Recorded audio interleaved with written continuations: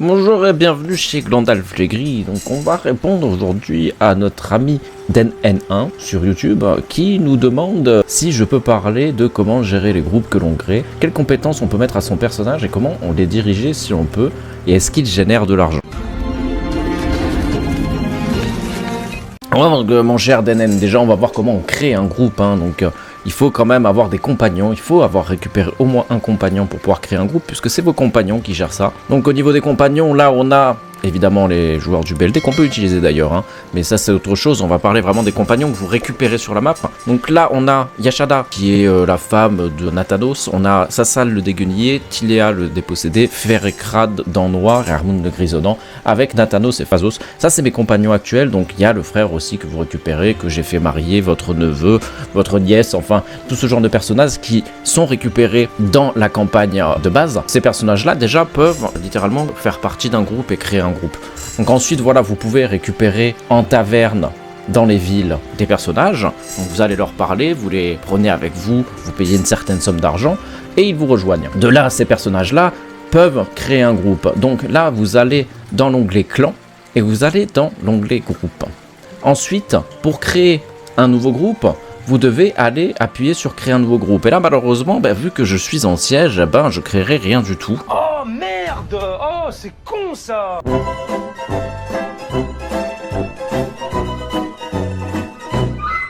Donc vous pouvez vous rendre au quartier de la taverne, visiter la taverne pour éventuellement récupérer un personnage.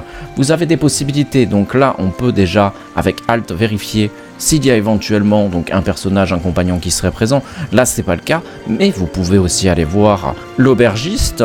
Alors au lieu de lui demander de l'agneau, là vous allez lui demander: je cherche à recruter des personnes aux compétences particulières. Connaîtriez-vous par hasard quelqu'un qui cherche du travail dans les villes de l'Empire occidental? Donc là vous pouvez mettre absolument tout. Un éclaireur, un ingénieur, un chirurgien, un intendant, un caravanier, un lieutenant, donc un bras droit littéralement, et quelqu'un qui gérerait les bandits. J'ai jamais vraiment testé au niveau des bandits, mais il me semble bien que c'est un petit peu de la merde sans avoir le mode qui concerne le banditisme et avoir plus de possibilités à ce niveau-là. En tout cas pour le reste, ça respecte plus ou moins les compétences qu'ils vont avoir, mais ça peut être de la grosse daube aussi. Vous pouvez de toutes les manières vérifier ça. Vous pouvez le vérifier, vous pouvez vérifier les compétences des mecs quand vous leur parlez. Donc imaginons que je parle à n'importe quel personnage que je veux recruter, je ressors de la taverne et à ce moment-là, je fais un clic droit sur la Jetta, je reviens sur accueil, je fais héros. Et là, vous pouvez retrouver absolument tous les personnages que vous avez rencontrés. Donc, le personnage que vous aurez rencontré dans la taverne, en l'occurrence, j'ai rencontré, je le sais, que c'était un vagabond qui était de l'Empire et que je recherchais, qui était intéressant. Bon, pour le coup, là, j'aurais pas grand monde. Mais imaginons que ce personnage m'intéresse, qui était à Pencadoc. Ah bon, le mec est mort, bon, c'est pas grave. On peut voir ses compétences, voilà, on peut voir les compétences des mecs, donc on peut mettre vivant aussi, ça peut être intéressant. Ulrienne le Rouge, voilà, qui va avoir des compétences qui peuvent être plus ou moins intéressantes. Compétences de charme, maniement à une main, d'ast, athlétisme, maniement à deux mains, donc ce personnage-là, ce serait plus un lieutenant. Maintenant, on va aller voir un petit peu sur un de mes personnages. Là, on voit qu'il a un commerce élevé, ce personnage-là serait intéressant pour faire des caravanes éventuellement. Aussi les compétences de reconnaissance pour avoir un éclaireur éventuellement. Les compétences qui vont être aussi d'ingénierie, qui peuvent être intéressantes aussi pour avoir un ingénieur éventuellement. Tout ce qui va être forge peut être intéressant aussi, ça vous ne pouvez pas le demander à l'aubergiste. Et éventuellement on a aussi les capacités de soins qui peuvent être intéressantes à regarder. Donc là je vais essayer de vous trouver quelqu'un qui est fort en soins. Est-ce que j'en ai un vraiment? Capacité de soins, voilà, médecine 69. Là on pourrait avoir un bon to bip. Bon, ils sont pas aussi élevés au début quand vous les récupérez, mais genre quelqu'un qui va avoir une compétence à 40, c'est déjà un très bon personnage. Jetez-vous dessus, clairement. Surtout quand vous êtes en début de game. Pour faire des groupes, on a vu qu'il fallait partir dans clan, l'onglet groupe.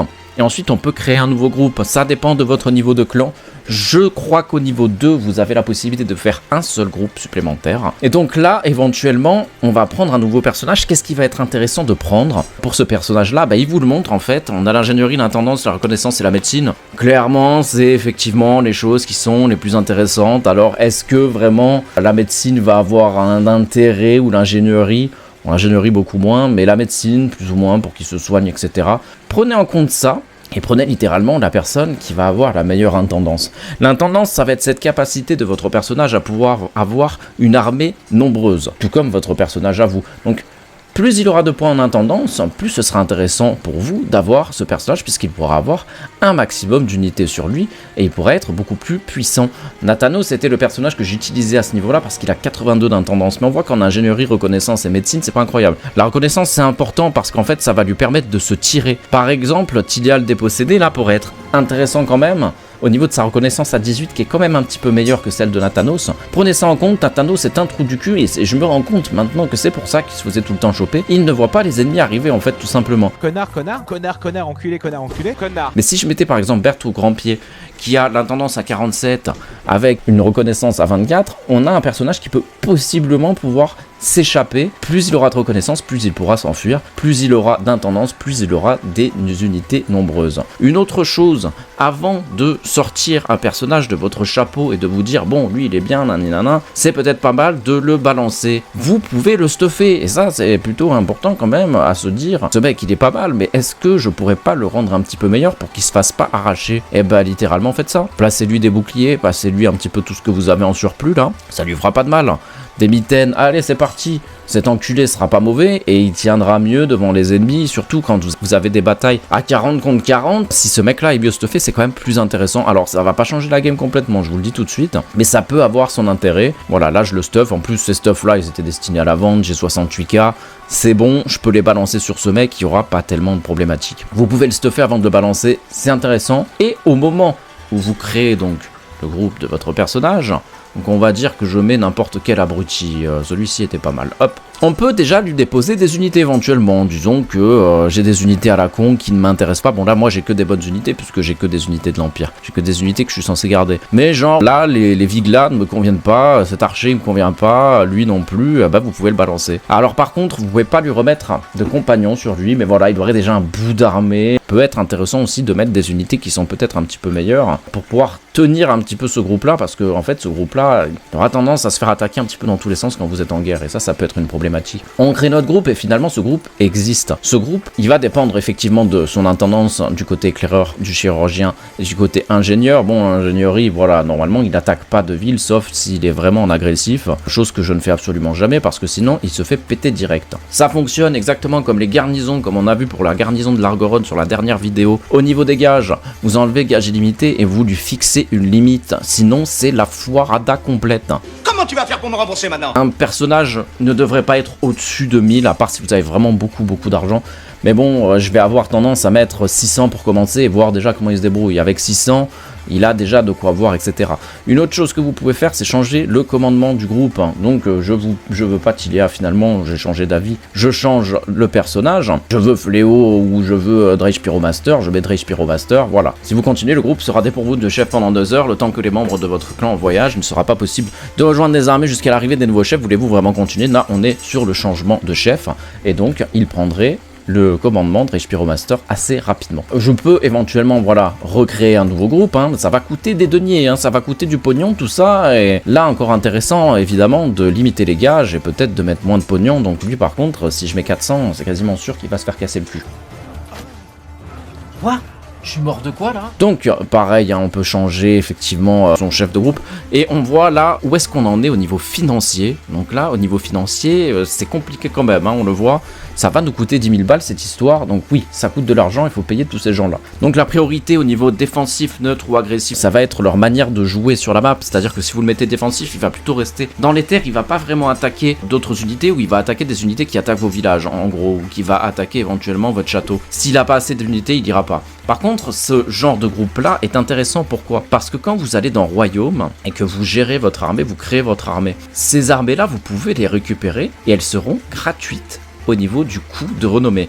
Pour l'instant, ces armées-là ne sont pas assez nombreuses puisqu'il lui faut au moins 40% de soldats par rapport à sa taille limite au niveau de sa soldatesque. Si vous n'avez pas 40%, vous ne pouvez pas les récupérer, mais ça va venir au fur et à mesure. Et par contre, ces unités-là, quand je les mettrai avec moi, je pourrai les garder à l'infini, littéralement, puisque ça ne me coûtera absolument rien en renommée, et même ça ne me coûtera absolument rien pour pouvoir garder cette armée au niveau de l'influence, que vous donnez au fur et à mesure de vos batailles. Ces armées-là ne coûteront rien, et c'est très intéressant de les avoir. La problématique que j'ai actuellement, et la dernière chose dont je vais vous parler, c'est que ces armées-là, ces groupes-là, sont quand même des groupes qui vont être relativement faibles, surtout au début, et vont rester plus ou moins faibles, selon ce que vous allez donner comme pognon à ces unités-là. La problématique, c'est que vous les perdrez assez régulièrement, vous perdrez les troupes qui sont dedans et vous perdrez du coup l'argent que vous avez mis dedans. Vous allez aussi avoir le personnage principal qui est à l'intérieur de ce groupe qui va être capturé, que vous récupérerez plus tard. Mais vous perdrez de l'argent quand le groupe se fera capturer parce que les gages que vous avez mis dedans et le recrutement qu'il y aura eu,